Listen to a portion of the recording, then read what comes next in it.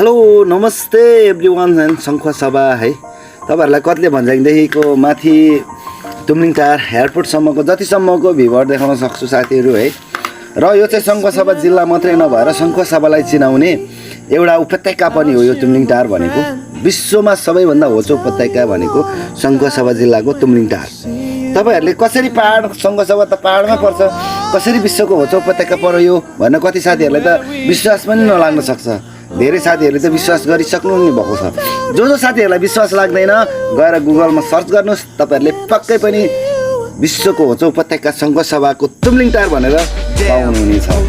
र आज एकदमै म खुसी छु किनकि हाम्रो जिल्ला एकदमै रुद्राक्षको खानी पनि भनेर चिनिन्छ नम्बर 1 मा त हैन।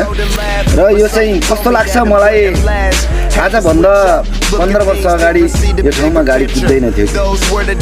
मेरो घरबाट हिँड्दै तुमलिङ टार आउनलाई 2 घन्टा लाग्यो। तुमलिङ टारको एयरपोर्ट जस्ट देखिन लागेछ नि तपाईँहरूको निहाल्ने आँखाको लेफ्ट साइडमा एउटा एयरपोर्ट देखिन्छ। यो चाहिँ पहाडी क्षेत्रको सबैभन्दा ठुलो एयरपोर्ट पनि परेर जान्छ है। त्यसैको शिरमा चाहिँ एउटा मनोकामना पनि छ है साथीहरू। ल एकादशी बजारैमा फन्के रोटी थालमा भन्ने खेम गुरुङको एउटा मिठो सङ्ग पनि सुन्नुभएको होला। त्यो गीत चाहिँ एकदमै फेमस, ओल्ड फेमस पनि भएको थियो नि है। अनि सम्पूर्ण मित्रजनलाई बाई बाई भन्छु। टेक केयर एभ्रिवान, नमस्ते।